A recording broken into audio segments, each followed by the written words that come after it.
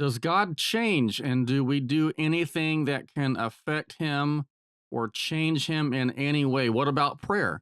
What about our actions? What about what we do?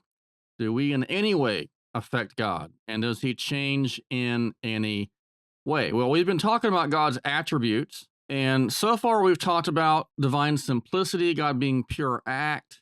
If you haven't seen those, go back and watch those. We've talked about God being perfect, and in this discussion, we're going to look at divine immutability, or whether or not God can change. So, what does it mean for a change to take place? When we ask the question, can God change? What is change in general? Okay, well, a change in general is when you've got something going from a state of being over here to a process of becoming, and then having some terminal stage over here where it is over here what it wasn't over here. So, for example, a leaf changes colors from green to red. It goes from being green and not red to being red. There's a process there of what the leaf is going through. And so, a change is when you go from a state of not being X to being X. That kind of change requires certain aspects of being. One, it requires the thing to have potentiality. And if the thing doesn't have the potential to change, then quite literally, it can't change. So again, the potential here means the power, from the word from Latin potentia, or the ability to do something. So in order for a change to happen, like if I were to stand up, I have the ability or the potential to stand up. If I didn't, I literally would not be able or have the potential to stand up.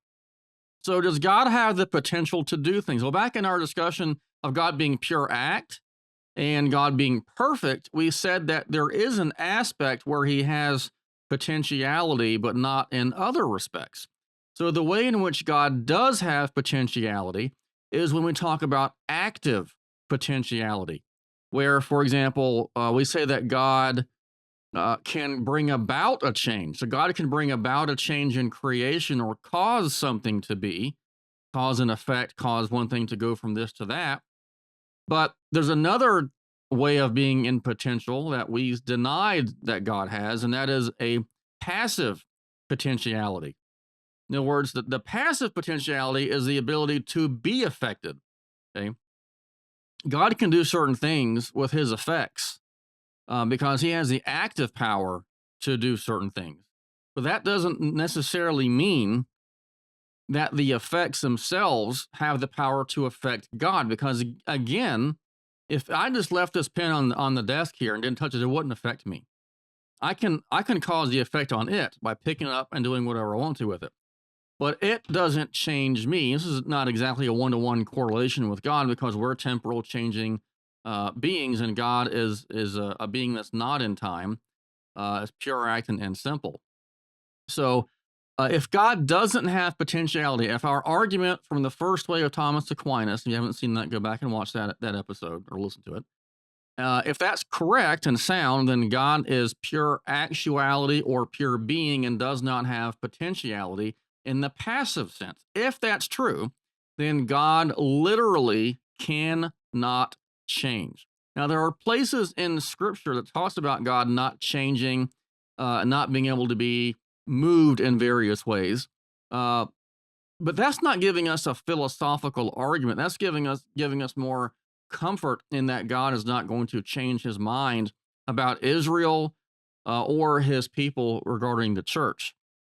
But we can give a philosophical slash theological argument that says that God not only does not change, but quite literally, if what we're saying about him is true and sound, then he literally cannot change. Not just that he doesn't, but he can't. So if all those things are true, if God's pure act and doesn't have potentiality, then he literally cannot change. He has the active potentiality to bring about an effect like the creation of the universe, but he does not have the potential to be affected. Because if he had the potential to be affected, then he would be composed of these various metaphysical parts. And he would have to not only undergo that potential being actualized, which would cause partitions in the divine being, he also would have to be in time. And if we deny that God is in time, then he can't go from not being to being, because that requires a temporal succession of not being X to some process of uh, becoming to actually being X. So if he doesn't have potential and if he's not in time, then he cannot change or be affected. Now, a jillion questions are probably coming into your mind if you've never heard this before. I gave a talk a few weeks ago in a church class. We were having a church history class, and the teacher asked me to give the 5 ways of Thomas Aquinas because she knows I'm Thomistic in that regard. And then I was talking about if these arguments are true, then God can't change. Well, a person said, well, if God doesn't change, then what's the point in prayer? That's a great question. And I said, well, there's no point in prayer if by that you mean regarding change, we're trying to change God. Because the classical traditional view of God throughout the church is that God is perfect. He's pure, infinite, undivided being. He's immutable, impassible. We're going to get there in a minute, and eternal. Well, if all that's true, he's not going to be changed even by our prayers. So, what is prayer all about? How do we? What does it mean to pray? And what about these other scriptural places that seem to talk about God changing? A famous example is Genesis 6. You know, the sons of God saw the daughters of men were beautiful, and there were a lot of evil things going on. And God said that depending on what translation you have, that he was sorry, that he was grieved, he repented for making man. But then in Numbers 23:19, it says, God is not a man that he should repent. The text says, God is not a man that he should lie, or a son of man that he should change his mind. But it seemed like in Genesis 6, he seemed like he changed his mind, right? Well, we either have a flat contradiction or these passages are not both meant to be taken literally. And so, regarding the biblical passages that talk about God changing, God going from here to there, I would argue that these are not literal descriptions of God actually changing his mind or repenting or grieving or whatever. It's like in Genesis 19, God says, I'm going to go down to Sodom and see what's going on down there. Well, if that were to be taken literally, then he wouldn't be omniscient. He wouldn't know everything. And he also wouldn't be omnipresent because he would already be, quote unquote, in Sodom. So that passage really isn't meant to be taken literally. We have a lot of problems with what our understanding of God would be. We hear a lot about in the scriptures, especially in the Psalms and various places, that God is our rock, our fortress, our refuge. Psalm 91, he protects us under the shadow of his wings. He doesn't have wings. Jesus says, I am the door, the vine. He is not a literal door or a vine. The Bible, as I've already said many times, is not a systematic theology textbook. It's a book of letters written to his people through his prophets and apostles that communicates his plan for life, for their well-being, and for the covenant in the Old Testament and the New Covenant of the New Testament. It's not meant to be a textbook on philosophy and theology. So it's written for people inspired by God through their own idiosyncratic, particular ways of writing, and it uses language in a normal, everyday manner. So people use figures of speech, people use metaphor, all that kind of stuff. And so when we see the Bible, we read it, we understand that when God says certain things, or when Jesus says, I am the door, we don't take him to be a literal door. When God says, I am a fortress, or I have wings by which I'm going to protect it, we don't think God literally has wings. When it describes God as smelling the sacrifice, we don't think God has a literal nose or body. Now, there are Christians who teach that God is physical. It's well known that Mormons teach that, but there are also groups in Christianity that teach that as well. I know that because I used to be part of this group. It's the Word Faith movement. At least one of those groups who say that God has a body. So Kenneth Copeland, Jerry Savelle, Creflo Dollar, Jesse Duplantis. I used to follow these guys when I was about 15 and listen to them. I was in the Word Faith movement pretty heavily. Not for long, but when I do something, I do it with gusto. So I was in the Word Faith movement pretty intensely for a little while. I went to Kenneth Copeland's meetings, Jesse Duplantis' meeting. I met Jesse and his wife. And they teach unequivocally that God has a body. That actually Copeland teaches that he lives on a planet because the Bible describes heaven as having a north, south, east, and west, according to what Copeland says, and so therefore it must be a planet. Well, that sounds much like Mormonism, doesn't it? There's a lot of similarities actually between the Word Faith movement and Mormonism. If you don't know what the Word Faith movement is, I will make a video on that one day. But suffice it to say that the Word Faith movement is very much in the positive confession, and that we can control. We are basically little gods and can control reality like God. In fact, Copeland says that God is about 6'3" and about 200 pounds.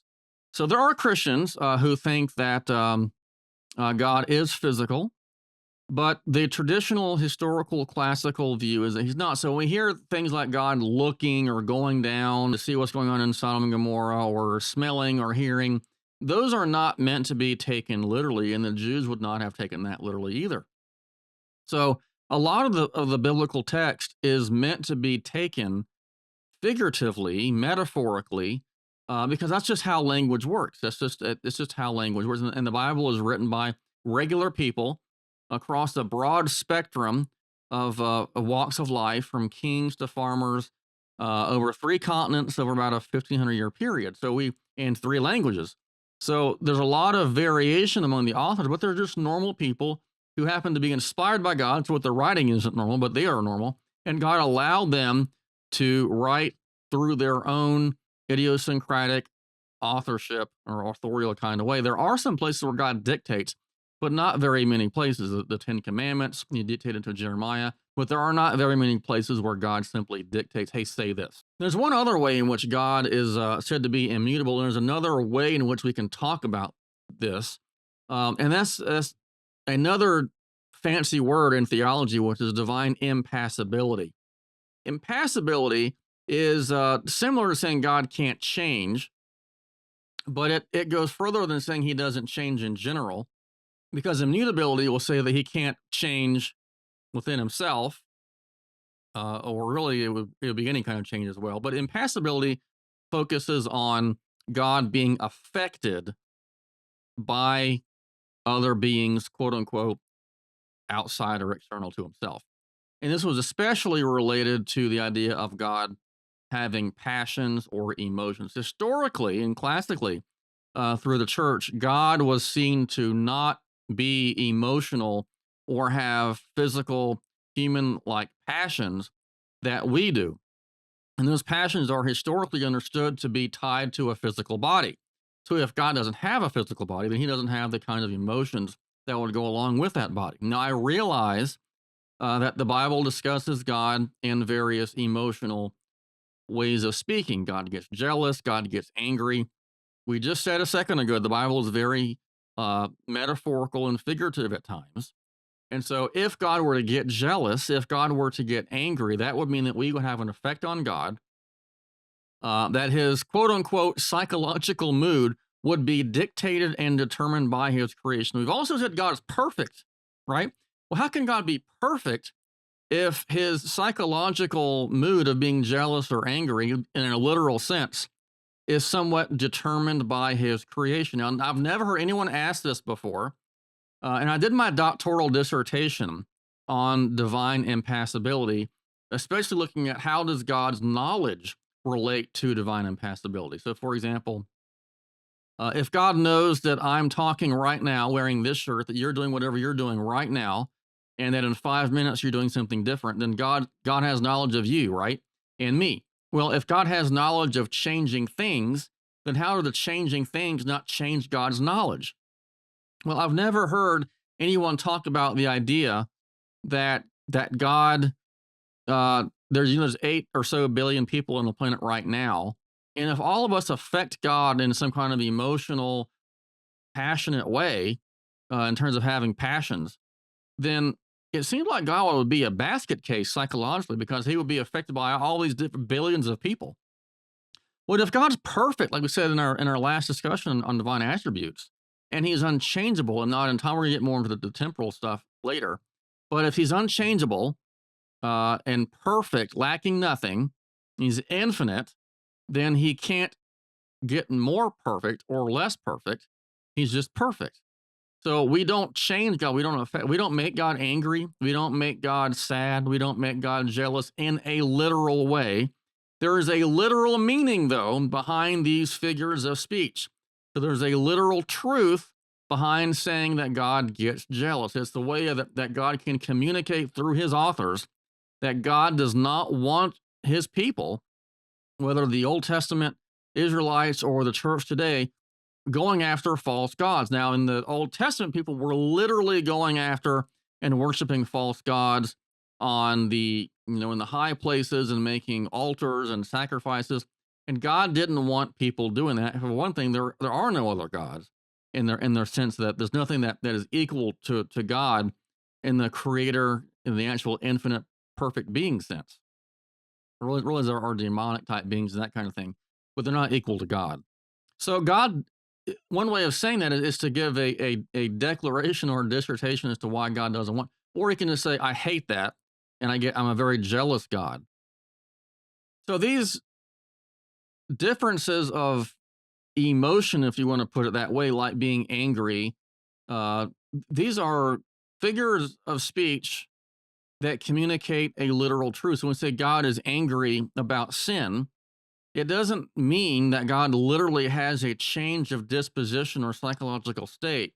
It means rather that he has a literal disposition towards sin because sin is against what he wants for his people, but it doesn't change some kind of emotional state. It does tell us about his position on sin, but it doesn't mean literally that God has some kind of an emotional or passive response to what we do. Now, this is an interesting point that a lot of people need to hear. I heard James Dolezal say this one time at a talk at our conference at SES, that if God is impassible, a lot of us worry, well, have I gone too far in my sin to make it where God doesn't love me or want me anymore? There's a certain progression that people deal with in their faith. So, and I've dealt with a lot of this myself. So the first thing people deal with a lot of times, not always, but a lot of times, is, well, am I really saved? Did I say the prayer the right way?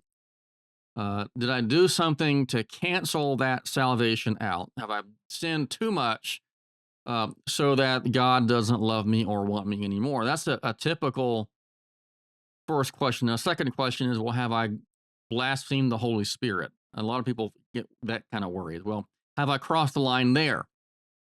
That there's some debate about what that means. I think that just means what Jesus says in terms of equating the power of God to the power of the devil and doing God's work, which most people that I've read today don't think that even can be done because we're not seeing Jesus doing works here literally in the flesh.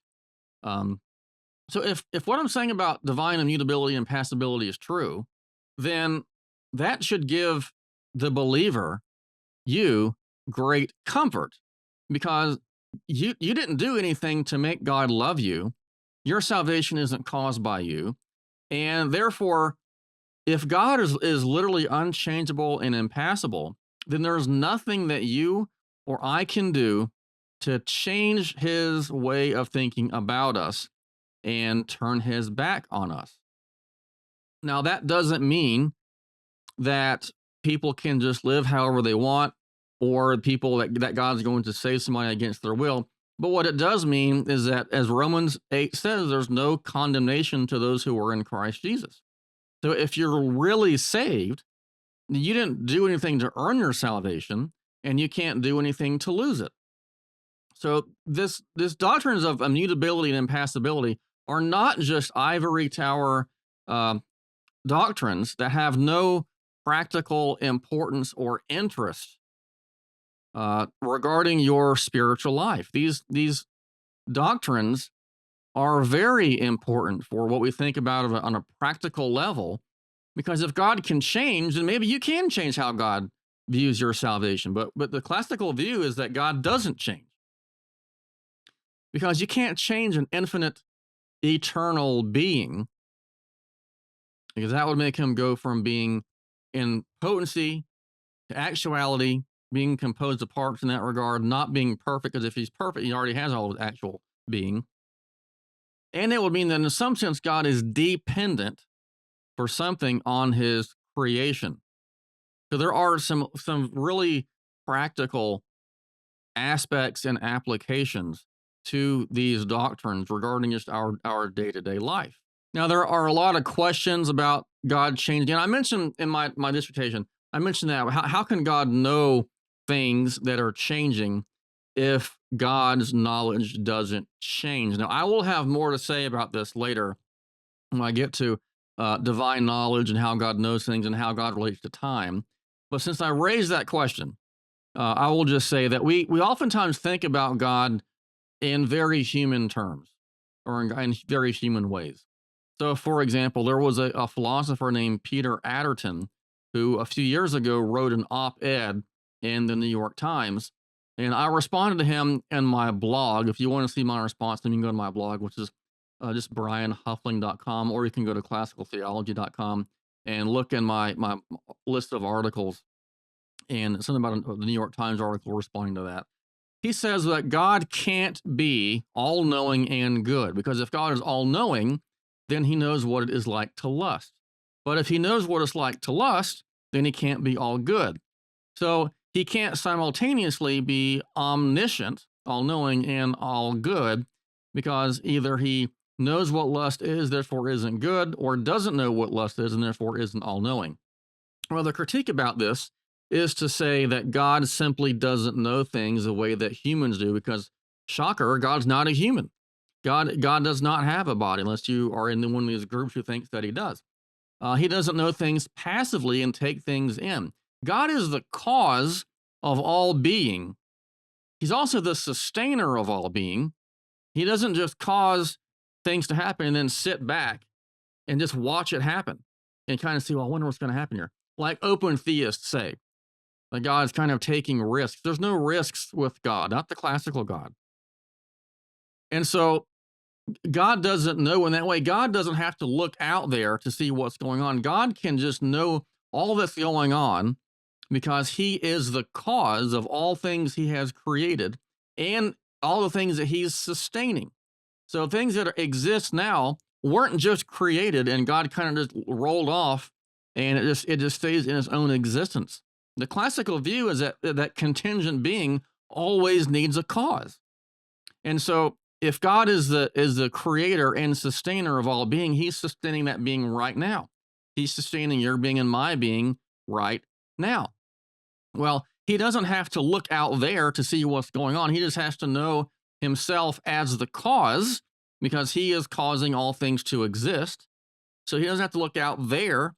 He's causing things to exist. He just knows what's going on, not passively, but actively, because he is actively causing all things to exist. And this goes to an objection that's typical about God being pure act, being immutable, and all this. Because one objection is that God isn't very personal or isn't a person if he's not in some kind of a relation. Well, I think the view that I'm advocating for actually makes God more intimately involved with our being than just the view that God has created and is kind of sitting back watching. God has to continually uphold our existence every single moment. We're not advocating deism, where God just kind of creates the typical analogy here is the clock, where God creates the clock and it just starts ticking and it goes on by itself. A lot of Christians are practically deists, and they think that God is just kind of sitting back watching.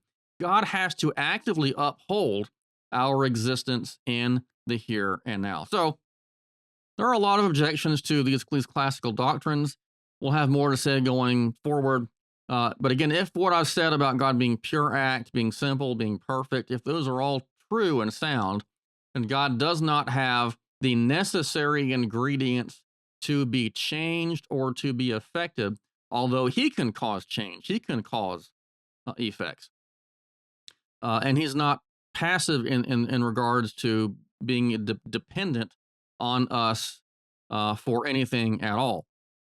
So, question. So then, was the creation of the universe a change? You want to think about it, then you can hit the pause button because here's the answer. No, because a change again requires there to be being, a process of becoming, and then a terminal stage of being. Creation is where you just have new being pop into existence. It's not a change from being A to not being A or whatever. It's just that's what it's a creation. It's not a change. Nothing changed. So well, God's relation to it. So, well, there's nothing to be related to before, or quote unquote, before the universe was created. So, if you have questions, and I imagine that you do, please leave a comment. Please like and share and subscribe if you haven't. I appreciate you watching, and we'll see you next time.